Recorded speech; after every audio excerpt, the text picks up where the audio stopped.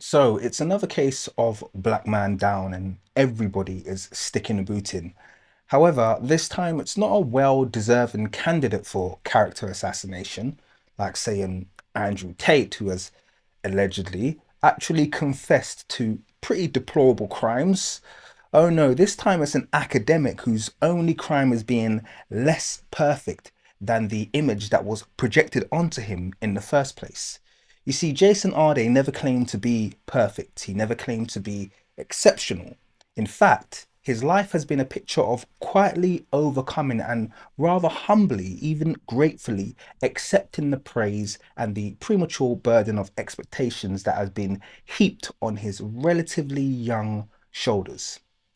It, in fact, angers me when people call him a fraud or a charlatan and all the other various unearned and now largely unrestricted ad hominem attacks that are being directed his way since the scandal broke out. The scandal, by the way, that was started by a white supremacist, Nazi adjacent, formerly sacked academic who has now reached a position of acceptance and respectability since his successful takedown of Dr. Arday.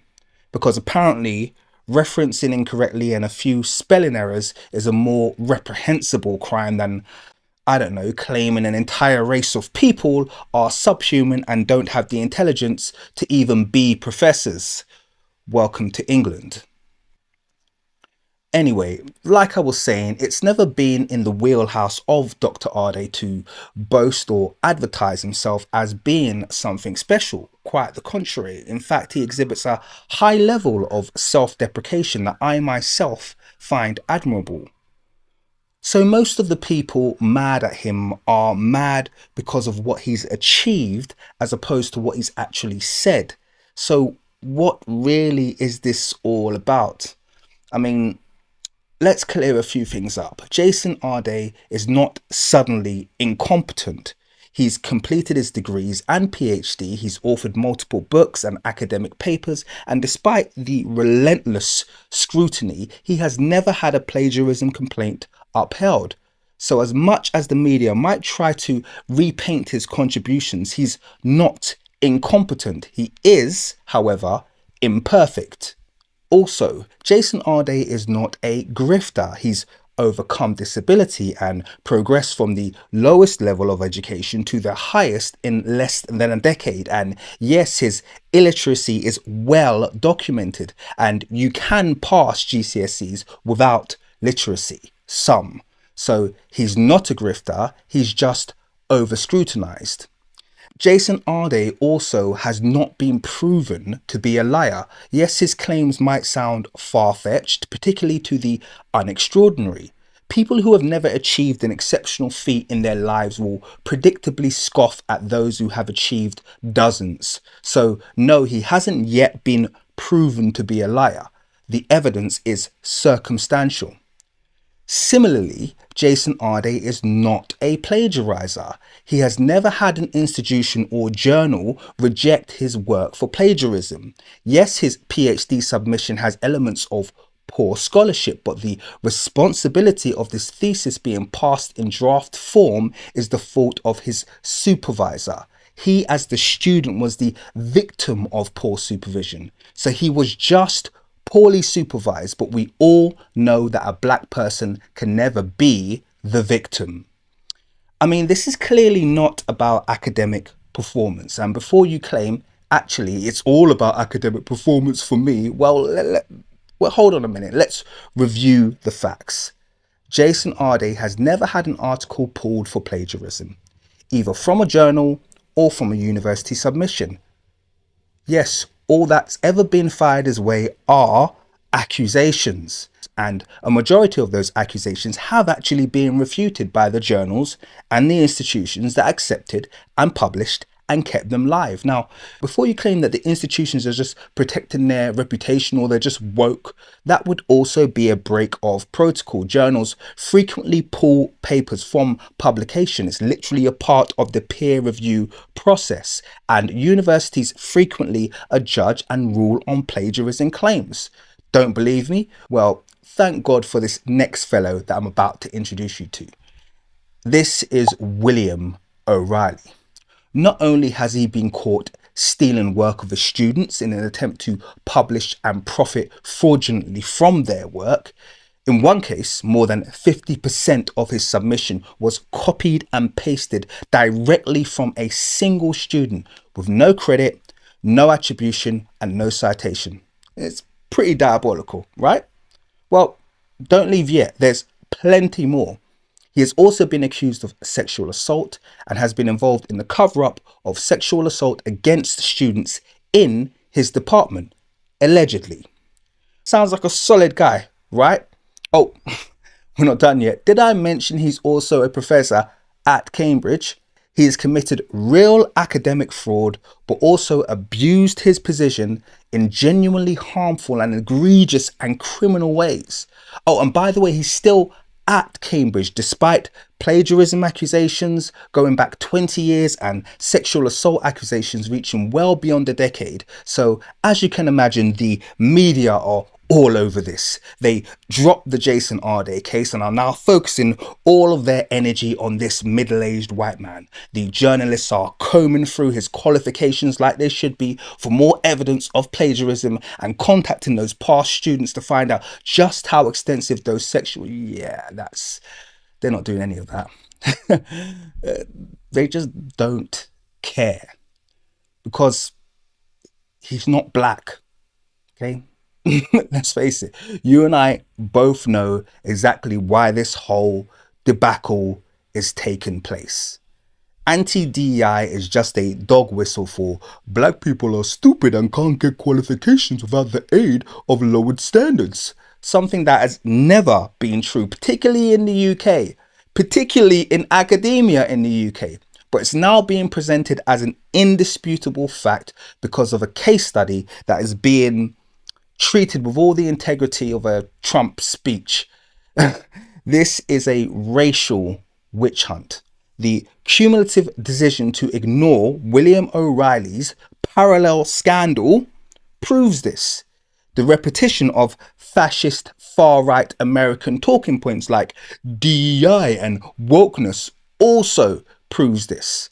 The fact that 95% of the nation currently hate this man, each for a different unproven crime he has allegedly committed, is proof that this was never about Jason Arde. It's always been about England scratching an itch, finally find an expression for a deep-seated issue and dislike they have with black people. And now they have been armed with the belief that black people who outperform them never really outperform them. They were just given a leg up, right? And unfortunately, the propaganda has been wildly successful. Now, we as black Brits know the reality is the exact reverse. We, in fact, are openly denied university places, employment, and even judicious process based on the colour of our skin. And this treatment is never limited to class.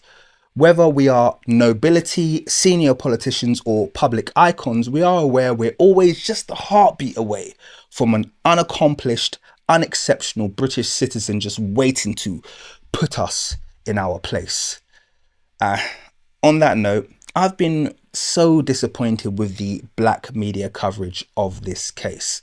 The inability to critically assess the far-right soundbites and biased journalism has shown that people really haven't developed the ability to filter data from noise, because people who've actually bothered to truly review the evidence being presented should be able to spot the double standard and selective outrage from a mile away.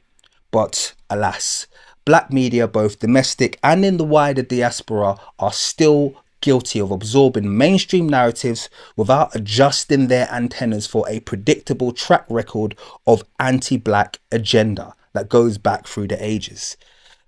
This cowardice is exhibited in many ways. You have the "don't die on this hill" philosophy that so many try to push my way, the "don't stand for anything until it's safe" philosophy, "support the right until they start to unalive you." That's a new one, but you get the idea. We're gonna need to start growing a backbone, people.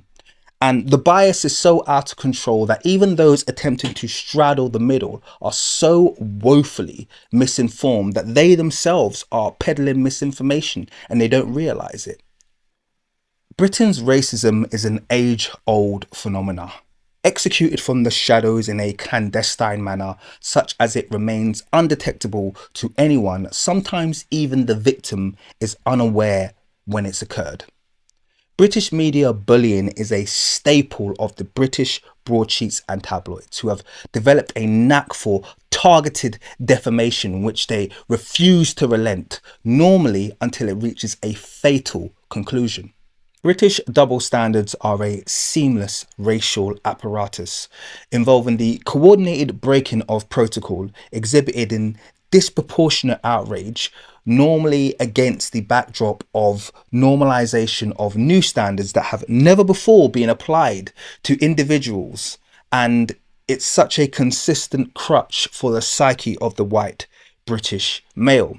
Whether it's Pakistani groomers, non-white migrants, or in this case, allegedly unexceptional black academics, the news, print, online media, and general public will telepathically coalesce to project what is normally a white crime onto a patsy outgroup, and do it with the conclusive outrage that you'd swear that the crime had never been done before. And that's why I won't fall for the Jason Arde pantomime. Why should I? You claim he's committed plagiarism. Well, William O'Reilly has been convicted of plagiarism. You claim he should have his academic papers pulled. Well, William O'Reilly has had his academic papers pulled. You claim we can't trust his work or it's substandard. Well, William O'Reilly has submitted plagiarized work for at least 20 years and you haven't even checked his academic portfolio.